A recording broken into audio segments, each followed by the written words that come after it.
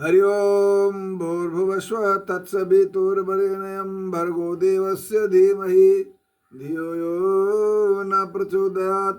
आदरणीय संतजन, मेरे प्यारे मित्र, भगवान के भक्त, आज हम कल जो सुनाए थे कथा, ये भगवान की गोवर्धन रूप में अवतरित होने की बात है।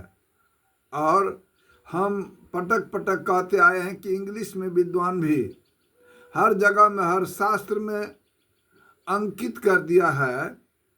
और शुरू में देखिए, आपको हर चीज समझ में अच्छी तरह से तब आएगा जब आप हर वीडियो को कंटिन्यू लगातार सुनते रहेंगे। The scriptures talk of the 5 major faults: lust, angry, greedy, temptation and ego. Ego is very dangerous faults. हम कहते कि हमारे शरीर में यह 5 ठो lust, angry, greedy, temptation and ego, 5 ठो काम, क्रोध, लोभ, मोह, अहंकार शरीर में भगवान ने भेज दिया है। आप जिस तरह से आप अपने घर में सारी वस्तु रखे हुए हैं और आप जिस वस्तु को उठाएंगे वही वस्तु आपको हाथ लगेगा, इसी तरह से हमारे शरीर में हर चीज को पठा दिया, लेकिन आप जिससे संबंध जोड़िएगा वही आपके सामने आ जाएगा। तो आज इंद्र भगवान, चलिए अब इंद्र पर। इंद्र भगवान आज ईगो, अहंकार को अपनाया है। उनके पत्नी सची कह रही है कि प्रभु, आप तो कहे थे कि भगवान मानव के रूप में अवतार धारण करने वाले हैं। आप जिस समय भगवान गर्भ में थे तो आप वहां पर फूल लेकर के जाया करते थे। तो भगवान, देखिए, अहंकार जब शरीर में प्रवेश कर जाता है तो सूद बूद सब भूल जाता है। इंद्र कहते हैं कि नहीं नहीं, अरे अगर वो असली भगवान रहता तो देवताओं को थोड़े तिरस्कार करता। अब देखिए ना, नंद जी को, एक छोटे से बच्चा को बात में आकर के सारे देवताओं को पूजा करना भूल गया। इसका दंड तो उन्हें मिलना ही चाहिए। और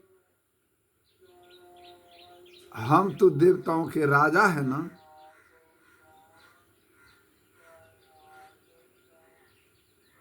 राजा को तिरस्कार करना कोई अच्छी बात नहीं हुई।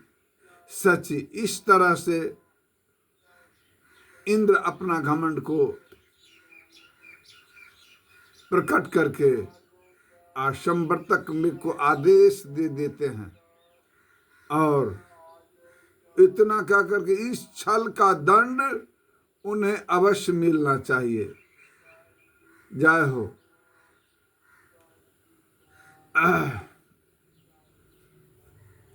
अब सारे बड़ा गंभीर बात है। भगवान इंद्र के कहने पर संवर्तक मेघ आकर के, जय हो जय हो, भयंकर वर्षा करना शुरू कर देते हैं। अरे हस्ती का जो सूंड होता है, ऐसे ऐसे धार जो एकदम जिसके सिर पर गिरे तो सब भाग गया घर में। एकदम देखते ही देखते जलमग्न हो गया गोकुल। अब एक दूसरे से कानाफूसी होने लगा कि हम तो पहले कहे थे कि अरे इन बच्चे लोगों को बात में पढ़ करके क्या करना है।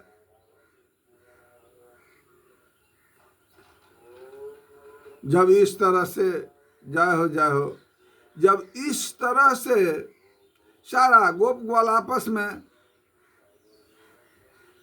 किसी ने कहा कि चलो जाकर के हम लोगों को उनसे मदद मांगना चाहिए। अब सारे गोप ग्वाल भागते भागते गए वहां पर नंदराय जी के यहाँ। ओ नंदराय जी अपना घर पर, वो भी व्यस्त थे चिंता में। कहा अब हम लोगों को प्राण कैसे बचेगा, आपके पुत्र के कहने पर तो ऐसा कि हम पहले कहे थे।